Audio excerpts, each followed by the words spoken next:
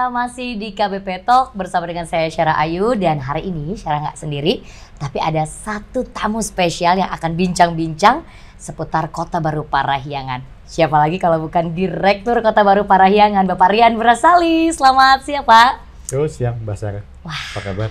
Baik, Pak. Tambah baik saya ada di sini, Pak. Soalnya kalau lihat Kota Baru semakin sini semakin ramai, semakin lengkap fasilitasnya. Luar biasa ya, Pak ya? Ya, kita berkembang terus. Ya. Dan Bapak kalau misalnya kita lihat fasilitasnya ini kan serba lengkap nih, Pak. Sebetulnya Pak kalau boleh sedikit cerita aja. Sebetulnya kalau dari pandangan seorang Bapak apa sih bagaimana melihat perkembangan dari Kota Baru Parahyangan sekarang ini nih, Pak? Ya, kita sih mulai pertama kan dengan memenuhi kebutuhan warga dulu ya. Jadi awal tuh kita bangun sekolah-sekolah. Nah, saat ini udah ada 6 sekolah yang ada di sini. TK sampai SMA. Kemudian juga sudah ada universitas. Kemudian juga sudah ada 2 rumah sakit. Nah, kemudian juga setelah kebutuhan utama terpenuhi, kita lengkapi lagi dengan supermarket. Kemudian juga dengan fasilitas yang lain seperti hotel. Kemudian juga ada Parahyangan Golf, itu skalanya internasional. Ada juga Wahoo, itu waterpark, itu salah satu yang terbesar di Asia Tenggara. Dan juga kita sedang konsentrasi bikin Bumi Hejo. Bumi Hejo itu kawasan komersial yang lokasinya di sebelah IKEA. Itu seperti konsep open mall. Jadi kalau saat ini, apalagi warga Bandung, warga Jakarta dan sekitarnya itu senang dengan mall tapi tidak di dalam ruangan. Jadi ini mallnya menyatu dengan alam, dengan taman yang hijau dan suasananya segar dan sehat. Lengkap sekali, Pak. Sekolah ada, kemudian juga tadi universitas juga ada, ditambah lagi kalau misalnya mau belanja juga ada. Nih Pak, ada yang lebih luar biasa lagi. Kalau nggak salah nih Pak ya, dari Kota Baru Parahyangan ini ada akses yang cuma 1 kilometer kalau misalnya kita pakai kereta api cepat gitu ya Pak ya. Nah ini Pak, kalau dari segi Bapak nih, apa tanggapan Bapak mengenai kereta api cepat yang katanya stasiunnya cuma 1 kilometer aja dari Kota Baru Parahyangan, sesuai dari sisi aksesibilitasnya nih Pak? Ya, ini membuka akses buat terutama warga Jakarta ya. Ya. Jadi warga Jakarta dari Halim ke Padalarang ini hanya 30 menit. Nah, kemudian dari Padalarang sampai ke Kota Baru itu hanya 7 menit. Jadi bayangkan aja orang Jakarta bisa ke Bandung dalam waktu 1 jam maksimum. Kemudian juga dia bisa kuliner di Bandung, kita bisa bermain atau meeting sekalipun di Kota Baru Parahyangan di hari yang sama dan kembali ke Jakarta dan tidak capek karena semua perjalanan ditempuh dengan sangat cepat. Itulah kenapa akhirnya pas secara aksesibilitas ya. Jadi kalau misalnya nanti pemirsa podcast yang ada di sini pengen jalan-jalan ke Wahoo Pak, tinggal naik kereta, naik, main, pulang lagi gitu ya Pak ya, kalau dari Jakarta. Wah. Kita juga nanti ke depannya siapin shuttle. Ada shuttle-nya Pak? Nah, jadi dari stasiun itu bisa naik shuttle kita, berhenti di Bumi Hejo, dari situ kita bisa kemana-mana di semua tempat di Kota Baru Parahyangan. Jalan-jalannya di Kota Baru Parahyangan aja semuanya udah ada di sini. Mau belanja apa aja juga ada. Wow, keren. Dan kalau misalnya kita lihat Bapak, ini kan kalau kita datang ke Kota Baru tuh bawaannya tuh asri, panoramanya bagus. Apalagi katanya pemandangan dari peninsula ya Pak ya. Itu katanya istimewa sekali. Nah kalau misalnya melihat dari sudah aksesibilitasnya yang baik, kemudian juga panoramanya yang luar biasa, ini ada satu sisi yang positif nggak Pak mengenai investasi untuk masyarakat yang ada dimanapun terhadap Kota Baru Parahyangan nih Pak? Ya, jadi kita nih punya kelebihan yang tidak dipunyai developer lain. Di sini kita punya view-nya bisa punya bukit, punya danau ada, punya persawahan juga. Persawahan ada, lengkap semua. Dan bisa lihat semuanya. Dan karena kita punya ketiga itu, maka suasananya tuh sangat segar, sangat sehat. Seperti kita duduk sini nih, anginnya kenceng ya. Tapi enak Pak. Iya, jadi walaupun siang hari udaranya terang, tapi kita masih duduk di luar dengan nyaman. Rambut kita aja terbang-terbang. Iya, terbang-terbang Pak. Tapi enak ya Pak ya. Apalagi kalau misalnya semakin sore, kayaknya kalau ngeteh sore enak ya Pak ya. Iya, betul. Jadi di sini suasananya sangat segar, sangat sehat.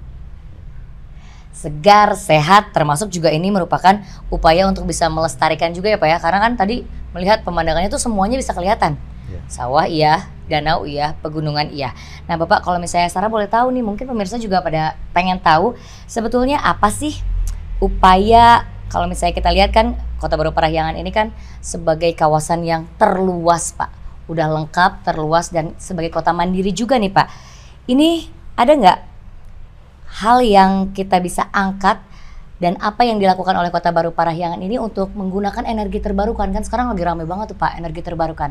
Ada nggak nih sesuatu yang bisa disampaikan kepada para pemirsa tentang energi terbarukan yang bisa dimanfaatkan di Kota Baru Parahyangan Pak? Ya jadi nggak hanya energi, tapi sejak awal tuh Kota Baru Parahyangan didesain untuk jadi satu kota yang berkelanjutan. Oke. Nah pertama kalau dulu bayangin di Padalarang ini kan yang keinget kita kan Gunung Kapur ya. Iya betul. Nah, kalau sekarang ini kita udah tanam sekitar 60.000 pohon.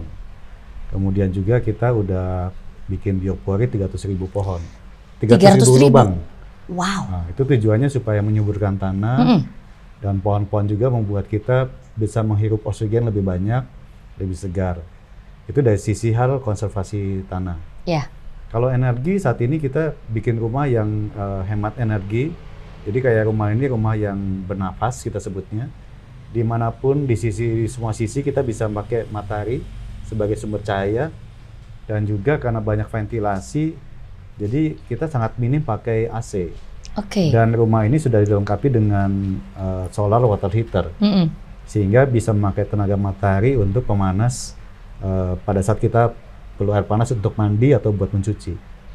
Nah, kemudian juga kita konservasi air kita. Jadi air kita itu setelah dipakai, itu diolah kembali, dipakai untuk penyiraman tanaman. Jadi airnya betul-betul digunakan, dipakai lagi? Dipakai lagi. Jadi seminimum mungkin air yang dibuang, yang terbuang percuma. Semua dipakai kembali. Wah, Bapak kalau boleh sedikit bercerita juga, mungkin pemirsa juga penasaran. Sebetulnya apalagi sih Pak yang akan dikembangkan di Kota Baru Parahyangan nih Pak? Ya otomatis karena kita satu kota mandiri, kita punya konsep kan mandiri, madani, alami. Ya. Dari sisi mandirinya segala macam fasilitas, nggak cuma kita, tapi juga dibantu oleh para investor, para tenan itu membuat kota kita makin lengkap. Jadi ada yang sedang bangun hotel, ya. Ada yang tahun depan akan mulai bangun hotel bintang 3 juga. Kemudian juga kita akan bikin shopping arcade, kawasan retail yang itu lebih banyak ke fashion, dan juga kita bikin beberapa taman, skatepark dan lain-lain. Otomatis membuat kota ini makin lengkap. Kemudian kalau dari sisi madaninya, kami juga bersama-sama dengan semua stakeholder Kota Baru Parahyangan, jadi warga, kemudian juga semua tenan, investor, semua tamu yang datang di sini, kita ada satu komunitas yang namanya Hayu Hejo. Hayu Hejo. Nah, komunitas Hayu Hejo ini memang konsentrasinya adalah bagaimana membuat satu kota yang ramah lingkungan dari sisi aktivitas, habitnya, semua kita mengarah kepada yang ramah lingkungan. Jadi kita pengen semua yang ada di sini punya tujuan sama. Kita membuat satu kota yang tidak hanya dipakai untuk kita, tapi juga dipakai untuk generasi mendatang kita. Nah, kalau tadi yang alami, yang terakhir alami itu bagaimana kita bangun satu kota bukan hanya memperbaiki yang rusak, tapi bagaimana supaya yang sudah ada ditingkatkan kualitasnya, supaya membuat tempat yang nyaman buat orang bisa hidup dengan sehat, hidup dengan segar. Kalau sehat dan segar itu otomatis akan lebih produktif. Ya. Dan ketika pulang ke rumah betul-betul merasa recharge kembali energi. Betul, ya Pak ya. Betul. Nah, luar biasa Pak. Sekali lagi Pak, kalau misalnya ada yang ingin disampaikan kepada teman-teman ataupun para pemirsa, apa yang mau disampaikan kepada para pemirsa podcast kita nih? Untuk bisa langsung datang atau bisa merasakan. Silakan Pak. Ya, jadi buat semua pemirsa, selamat datang. Dan kita juga menunggu kehadiran Anda semua di Kota Baru Parahyangan. Nikmatilah, rasakanlah, dan juga berpengalamanlah di Kota Baru Parahyangan. Pasti Anda akan jatuh cinta dan ingin kembali ke sini kembali, dan juga ingin membeli produk-produk di Kota Baru Parahyangan. Wow, terima kasih banyak ya Bapak Parian sudah hadir. Ini adalah sebuah bentuk komitmen dari Kota Baru Parahyangan untuk memberikan banyak informasi melalui platform apapun ya Pak ya. Ya. Wah, terima kasih banyak Pak Parian, sehat selalu ya. Terima kasih banyak. Sama-sama, terima kasih Mbak Sarah. Terima kasih Pak. Nah pemirsa, itu betul-betul obrolan yang singkat, padat dan jelas, dan bagaimana juga memberikan banyak informasi bahwa Kota Baru Parahyangan ini memiliki pilar yang sangat istimewa mandiri, madani, dan juga alami seperti yang sudah disampaikan oleh Pak Rian tadi.